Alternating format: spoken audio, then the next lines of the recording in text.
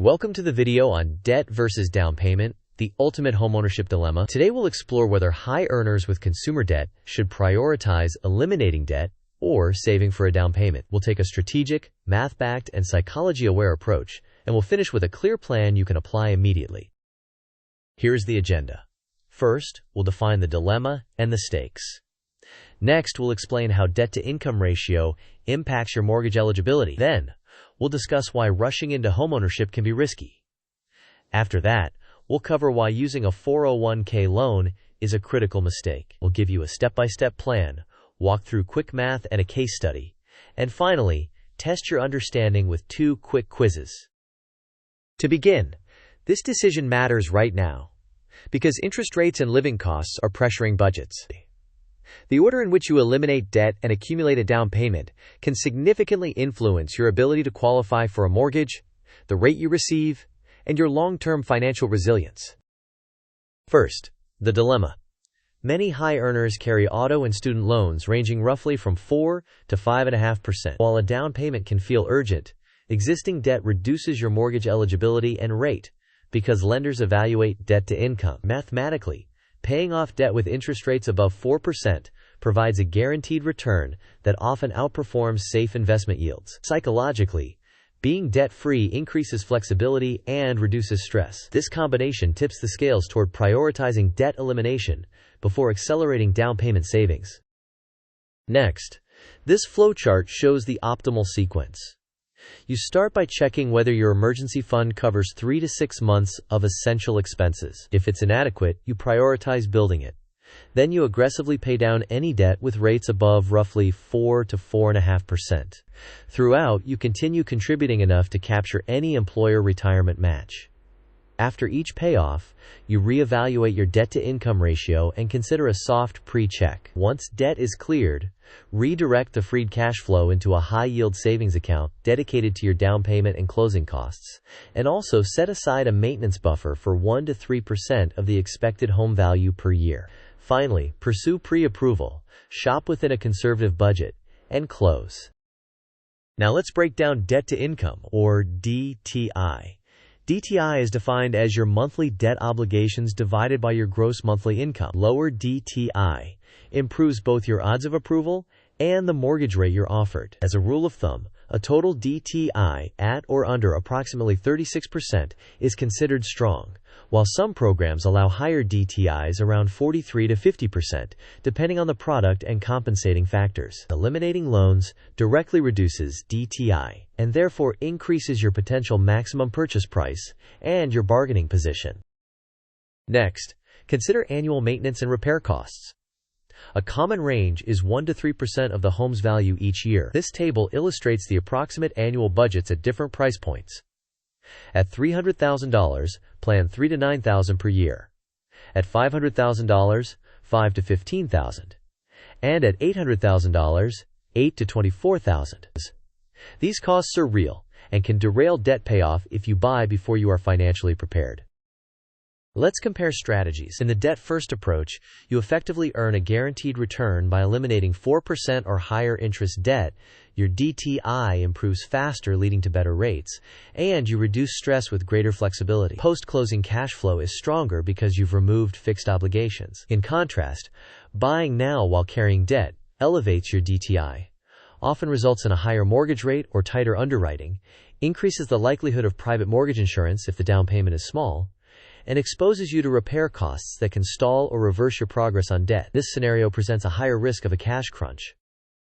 Now let's address a critical mistake: using a 401k loan to fund a down payment. This undermines long-term compound growth and increases risk. If your employment changes, the loan can be due immediately and may trigger taxes and penalties if not repaid on time. Retirement accounts should not be used as emergency funds. Continue contributing enough to capture your employer match even while focusing on debt payoff. Here is your step-by-step plan. First, stabilize by building a 3 to 6 month emergency fund in a high-yield savings account. Second, aggressively eliminate consumer debt with interest rates around 4 to 4.5% or higher. Third, protect your future by continuing retirement contributions sufficient to capture the full employer match. Fourth, trim expenses by cutting non-essentials, renegotiating bills, and automating additional principal payments. Fifth, reassess after each payoff by recalculating your DTI and updating your pre-approval targets. Sixth, once you are debt-free, redirect the freed monthly cash into a dedicated down payment and closing costs fund. Seventh, build a maintenance reserve equal to 1 to 3% of your anticipated home value per year. Eighth, obtain a strong pre-approval and shop within a conservative budget. Ninth, after closing, keep your emergency fund intact and avoid lifestyle inflation. Let's do quick math. Suppose you free up $1,200 per month by eliminating loans. If you redirect that amount into a high-yield account, you will save $14,400 in 12 months, excluding any interest earned. Add a $150 per month maintenance reserve to prepare for ownership costs. For the snapshot, imagine an $800 auto loan at 5% and a $400 student loan at 5.5%. You would prioritize the higher rate first, the student loan, then the auto loan.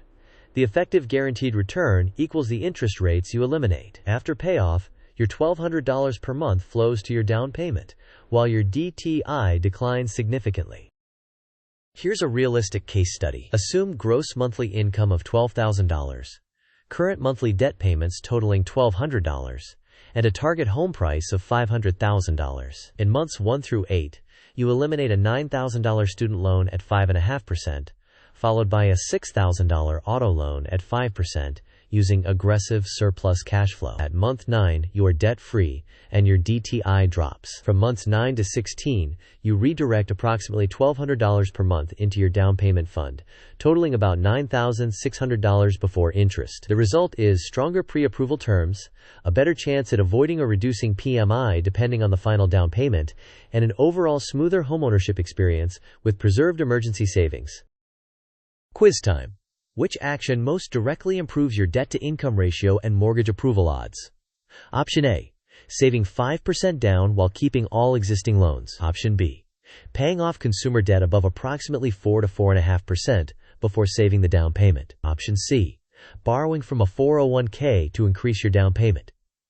Option D, canceling your emergency fund to put more cash toward the down payment. You may pause the video now to think about the answer. We will discuss the answer in the next section of the video. The correct answer is paying off consumer debt above approximately 4 to 4.5% before saving the down payment. This lowers your monthly obligations and therefore your debt-to-income ratio, which directly improves approval odds and can lead to better rates. Second quiz. What is the biggest risk of using a 401k loan for a down payment? Option A, you will earn too much interest in the 401k. Option B, there are no risks if you plan carefully. Option C, job changes can trigger taxes and penalties, and you lose market growth. Option D, it improves your DTI immediately and safely. You may pause the video now to think about the answer. We will discuss the answer in the next section of the video. The correct answer is that job changes can trigger taxes and penalties, and you lose market growth. A 401k loan undermines long-term compounding and can create significant tax consequences if your employment changes and the loan becomes due. Here are the key takeaways. 1. Paying off debt above 4% provides a guaranteed return and reduces your debt-to-income ratio. 2. Prioritize in this order: emergency fund, debt payoff, then down payment savings. 3. Do not use a 401k loan for a down payment and continue contributions to capture the employer match. 4. Budget 1 to 3% of home value annually for maintenance. 5. Once you are debt-free, redirect the freed cash flow into your down payment and closing costs fund. To wrap up, begin with stability by securing your emergency fund. Then eliminate high-rate debt to reduce your debt-to-income ratio and increase your purchasing power. Next, save aggressively in a high-yield savings account for your down payment and closing costs. Finally, enter the market with stronger financials, lower stress, and better terms. Before we finish, a quick disclaimer. This video is for educational purposes only and is not individualized financial, tax, or legal advice. Consult a fiduciary advisor or mortgage professional for guidance tailored to your situation. Rates, programs, and underwriting standards vary by lender and change over time. Finally, thank you for watching.